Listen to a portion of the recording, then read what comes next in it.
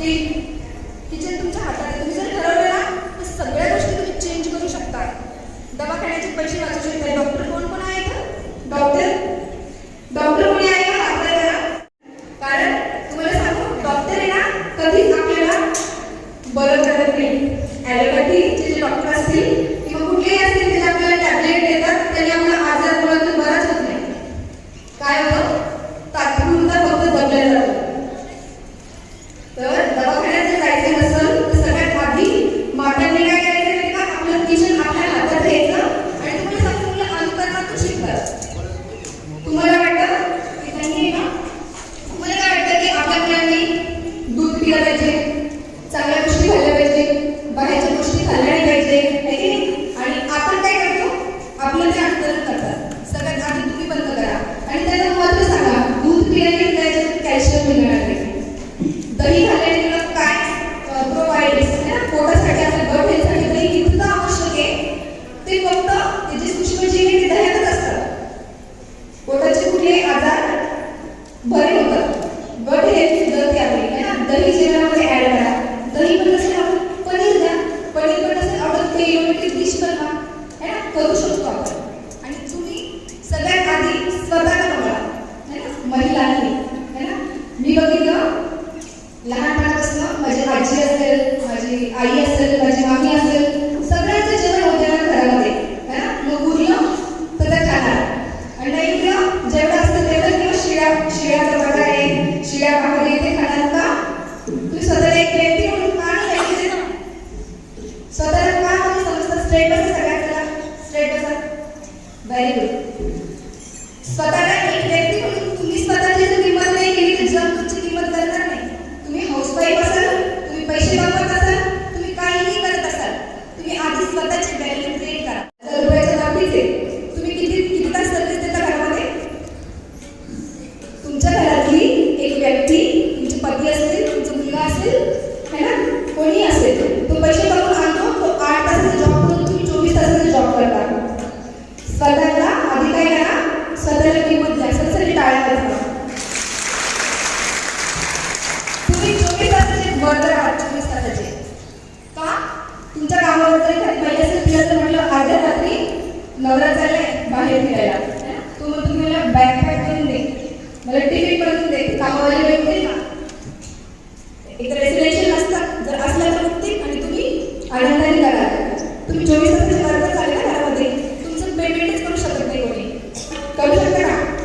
करू शकत नाही, है ना. ती स्वतःची व्हॅल्यू आधी क्रिएट करा. स्वतःची व्हॅल्यू बघा काय. मी इतकं अभिमानाने का म्हणते माहिती एवढ्या सगळ्या गोष्टी? कारण मी 10 नोव्हेंबरला माझं डाएट स्टार्ट केलं. 21 नोव्हेंबरला माझा बर्थडे होता आणि कोणी इतकं पण हेल्थ कॉन्शियस असू शकतं किंवा फोटोसाठी पण एवढ्या सगळ्या गोष्टी करू शकतो का? नाही करू शकत ना. परंतु मला मी स्वतःचा विचार केला की 10 दिवसांनी माझा बर्थडे आहे. मग मी स्वतःचा डाएट प्लॅन मी स्वतः सकाळी उठून अभ्यास केला की कशामध्ये काय आहे, माझी हेल्थ कशी आहे, माझे हार्मोन्स कसे बनलेले, मी काय घ्यायचे. आणि मला सांगायला अभिमान वाटेल, 28 डिसेंबरला मी डाएट बंद केलं होतं. कारण 28 डिसेंबरला आमचं प्रजापिता ब्रह्मकुमारीचं हेडक्वार्टर आहे. मी मधुबनला जाणार होते आणि तिथे सगळ्याच गोष्टी कॅरी नव्हते करू शकत. तर 10 नोव्हेंबरला स्टार्ट केलेला माझा डाएट. 28 नोव्हेंबरला मी 6 kg वेट लॉस केलं होतं घरचं खाऊन. इथे बरेच जण असतील ज्यांनी मला बघितलं असेल आणि 1 महिन्यानंतर त्यांनी मला बघितलं. पण मी तिथे गेल्यानंतर पण डाएट काय केलं सांगू? तिथे गेल्यानंतर पण चहा होता. प्रचंड थंडी होती माउंट आबूला. 0 डिग्री सेल्सिअस तापमान होतं. अशा तापमानामध्ये मी चहा प्यायला पाहिजे होता, मी कॉफी प्यायला पाहिजे होती. आणि तिथं जर इतकं अनलिमिटेड तुम्ही किती पण घ्या, काही पण घ्या. पण तुम्हाला एक सांगू, जगामध्ये काही जरी फुकट भेटलं ना, आपली हेल्थची व्हॅल्यू बिलकुल ती फुकट नाही आहे, अनमोल आहे. आपलं शरीर खूप अनमोल आहे, आपली हेल्थ खूप अनमोल आहे. का? तुम्हाला जर म्हटलं की आता जर तुमचा एक डोळा काढून मला द्याल, एक किडनी द्याल, नाही देणार ना. किती रुपये दिली, किती पण देते, है ना, तरी पण नाही देणार. का? कारण हे निसर्गाने दिलेलं आहे आणि आपल्याला भगवंतांनी फ्रीमध्ये दिलेलं आहे. फ्रीमधल्या गोष्टीची आपण किंमतच नाही करत. म्हणजे आपण खूप मोठा ब्रेक घेतलेला असतो. तर सकाळी खूप छान नाश्ता करा. घेण्याच्या ऐवजी नाश्ता करा. हेल्दी खूप सगळ्या गोष्टी आहेत जीवनामध्ये खायला. आणि असं नाही की आपल्याला पैसे लागतात. कडधान्य आपल्या घरामध्येच आहे. आपण चणे खाऊ शकतो, आपण मटकी खाऊ शकतो, आपण मूग खाऊ शकतो, है ना. आपण फ्रुट्स खाऊ शकतो. सीजनल फ्रूट खा. असं काही नाही की विदेशी फ्रूट खाल्ले पाहिजे. ज्या सीझनमध्ये जे फ्रूट भेटतात, आपल्या विभागामध्ये जे फ्रूट भेटतात ते आपल्या शरीरासाठी खूप आवश्यक असतात. तर ते फ्रूट्स खा. आज एक बरं सलाड दिलं. जेवणामध्ये आपल्या आहार संतुलित आहार असला पाहिजे. काय काय असलं पाहिजे? प्रोटीन असलं पाहिजे, कार्बोहायड्रेट असले पाहिजे, है ना.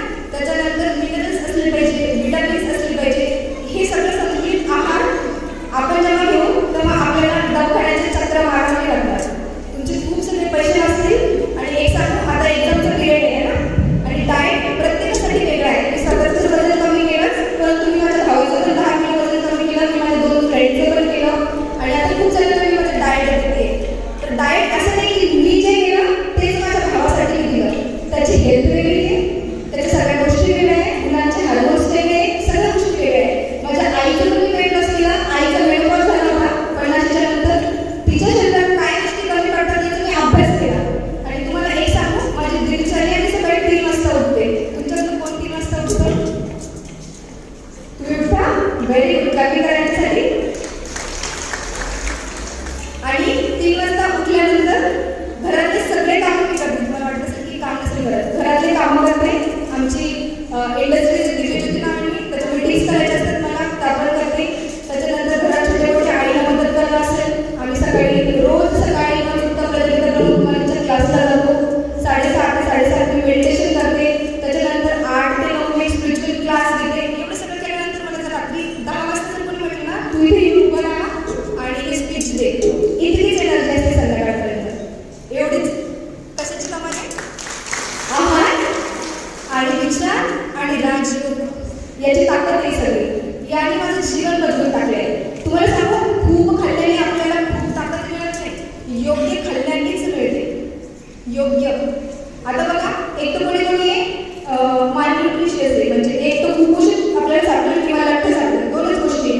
असं नाही की त्यांना खायला भेटत नाही म्हणून ते कुपोषित झालेले आहे. आपल्याला योग्य गोष्टी माहिती नाही. खायचं कसं, खायचं किती आणि कोणत्या वेळेला. आपण कोणत्याही वेळेला खातो. रात्री सूर्यास्ताच्या नंतर आपण काहीच काम करत नाही. काय करतो आपण? किती गोष्टी आपण करतो? काहीच करत नाही. रात्री आपण इतकं पोटभर जेवतो, इतकं पोटभर जेवतो, आपलं शरीर रेस्ट करायला असतं, गरजच नाही. झोप येत नाही तर थोडंसं कमी खा. मी रात्रीला जेवतच नाही, कारण गरजच नाही शरीराची. घेतलं तरी हळदीचं दूध घेते. तुम्ही पण नाही जेवत? टाईम झालाय. ओके. नेक्स्ट टाइम जेव्हा मला बोलवाल तेव्हा मला वेळ द्या, कारण मला आठवड्यात राहिले सांगायचं. ठीक आहे, चला. तर या सगळ्या गोष्टी आहेत. आणि राजयोग मेडिटेशन कोर्स आम्ही मुफ्तमध्ये फ्रीमध्ये शिकवतो. तुम्ही सगळे जर इंटरेस्टेड असेल त्यासाठी तर माझा फोन नंबर नोट करा. कोणाला हेल्थ विषयी पण काही विचारायचं असेल त्याच्यासाठी 707020 70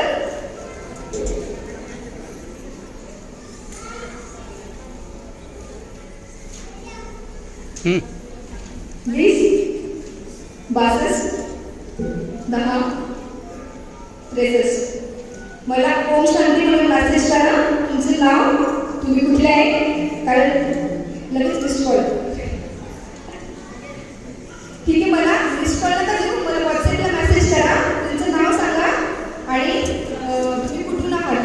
ठीक आहे. तुम्हाला राज्य मेडिटेशनच्या ग्रुपमध्ये आम्ही ॲड करू. हेल्थ विषयी पण तुम्हाला काही असेल तर तुम्ही विचारू शकता. कारण आता वेळ मला खूप काही गोष्टी सांगायच्या होत्या, पण वेळेची मर्यादा आहे. नक्की मला तुम्हाला खूप छान वाटलं सगळ्यांना भेटून. आणि परत जर संधी भेटली तर परत गोल्डसाठी तर मी नक्की येईल. मला पुन्हा तुमचे संवाद साधायला खूप आवडेल. मला कुणी मिस कॉल देऊ नका. मी कुणाचाही फोन रिसीव्ह करणार नाही. मला फक्त व्हॉट्सॲपला मेसेज करा. ओम शांती नावाने तुमचं नाव पाठवा. आलं लक्षात? माझी ज्योती. ठीक आहे. ओम शांती. महिला दिनाच्या सगळ्यांना खूप खूप शुभेच्छा आणि चित्रकलेचे खूप खूप धन्यवाद.